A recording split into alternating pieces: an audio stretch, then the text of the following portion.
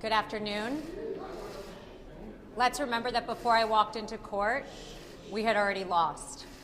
That was clear with his motion for summary judgment.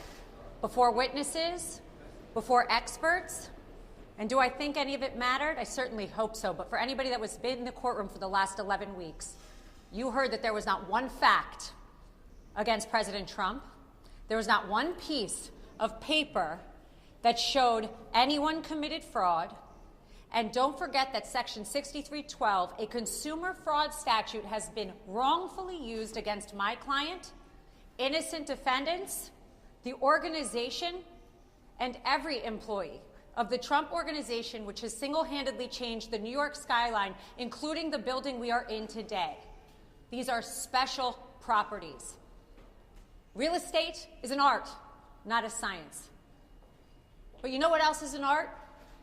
You know what else isn't a science? Political motivated individuals. She's using this to paint a canvas that Donald Trump is a fraudster because they can't beat him in the polls. They can't beat him in the polls, so she ran on Trump because that was the only way she could win. And now, today, after 11 weeks, after 3 years, we have concluded that he indeed committed no wrong. The Trump organization committed no wrong, and the kids have been dragged in just like the other defendants, and it is wrong. America needs to step up, and there's only one person who can do that, my client, Donald Trump. President Trump, everybody. Thank you very much. Yeah, we've gone through years with this person. She's a political hack, the Attorney General. The judge is obviously extremely friendly with the group, and we'll see what happens. I think maybe he may surprise people on a positive side. We'll have to see what happens exactly. But we've proven this case so conclusively. We've asked for directed verdict many times. They don't have any facts. They don't have any evidence against us. Millions and millions of pages, years of litigation, and all politically motivated. She campaigned on a "I will get Trump." If you've ever seen any of her clips, they're horrible clips, actually. The anger, she's got serious Trump derangement syndrome. There's no question about it. Letitia James, the corrupt Attorney General of New York. So we've proven our case. There's not one witness against us other than one person who is a deranged. He's got a lot of problems. He's a man who's been convicted of lying. He's a felon, convicted felon, and not a good person. But that's their only witness, and he's now crashed and burned. They have no witnesses. And by the way, that witness took back everything that he said. He took back everything he said in court, took it all back. So they have no case. It's a shame that a thing like this is able to happen. Businesses leave New York. She went after Exxon, and they decided to move to Texas. And hundreds of millions of dollars they pay in taxes. I paid over $300 million of taxes over the last number of years, $300 million, and they don't recognize that. They don't recognize anything. So think of it, not one witness, millions of pages of document, years of this nonsense, and now it goes on. And one other factor, we won this case already in the Court of Appeals. The Court of Appeals voted in favor of us. But this judge has been very, very slow to accept that opinion because that's not the opinion that he wants. But we won in the Court of Appeals. That's the boss of this judge. He has to know that. And it was a conclusive victory, statute of limitations and other things. And that case has already been won. So that's the story. And I thought we'd come down to 40 Wall Street, which is a great building, and you'd get a chance to see one of the nicest buildings in New York and a convenient place. And I don't have to pay any rent, because we have it, and it's been a very successful building. But it's a shame to have gone through this for years and years and years. And now we'll see if we're going to get an honest verdict. We didn't have a jury. We had no rights to a jury. It's a statute that's never been used before for a purpose like this. I just watched a certain broadcast, and they said, they've been looking, has it ever been used before? This is a statute that's a consumer fraud statute, never been used for anything like this before, and it's a shame. It's really it's a witch hunt in the truest sense of the word. It's election interference, and it just came out. This was just right now. Letitia James visited Joe Biden in the White House numerous times during the Trump witch hunt, and this just came out about 10 minutes ago. I got it. And so it's all a conspiracy to try and get Biden, who can't put two sentences together, trying to get him into office. So I just want to let you know that we have our best poll numbers, we have the best everything, despite this, and maybe because of this, because the people of the United States, all of those people back there, but the people of the United States really get it. They get it better than anybody else. Yeah, please. Mr. President, do you agree with your lawyers what they said on Tuesday, that you should not be prosecuted or could not be prosecuted if you ordered SEAL Team 6 to kill a political opponent? Well, you're talking about a totally different case, the immunity. I say this, on immunity, very simple. If a president of the United States does not have immunity, he'll be totally ineffective because he won't be able to do anything, because it will mean he'll be prosecuted, strongly prosecuted perhaps, as soon as he leaves office by the opposing party.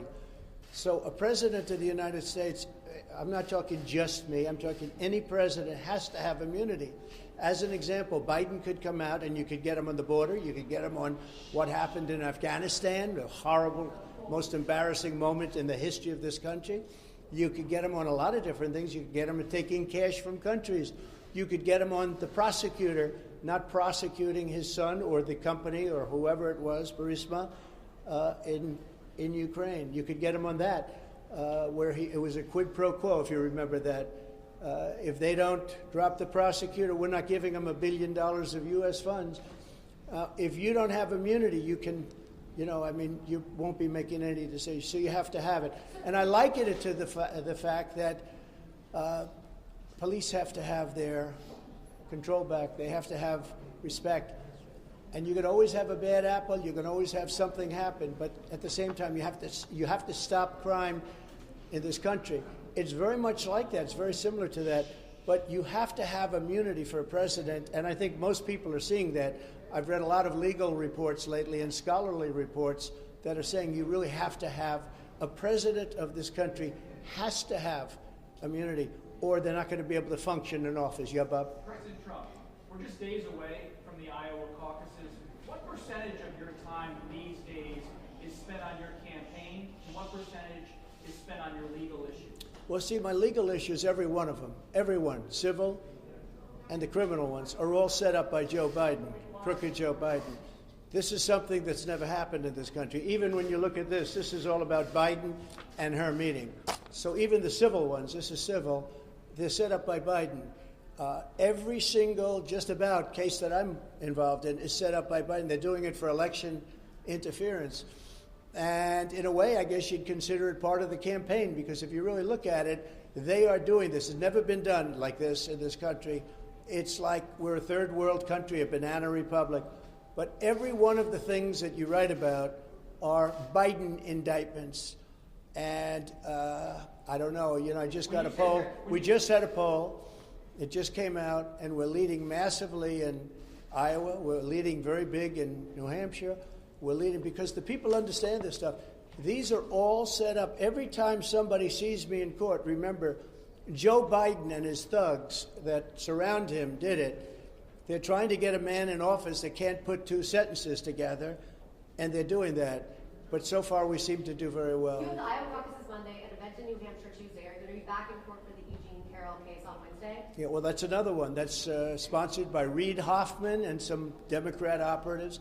I never saw this woman in my life other than they have a picture with her and her husband, John Johnson, a nice guy who was a newscaster many years ago. I remember him, and she said horrible things about him since. I mean, horrible, horrible things, called him bad names. I have no idea who this woman is. I have absolutely no idea. The whole thing is ridiculous that this is even a case. This should never have happened. But again, this is sponsored by the Democrats. It's another case, all sponsored by, it's a demeaning kind of a thing, and that's what they want to do. It's called election interference. And yeah, I'm going to go to it, and I'm going to explain. I don't know who the hell she is. I have no idea. They called me up years ago, and they said, do you know about this woman 25 or 30 years ago? She doesn't even know the date, the time, the month, the season. She has no idea.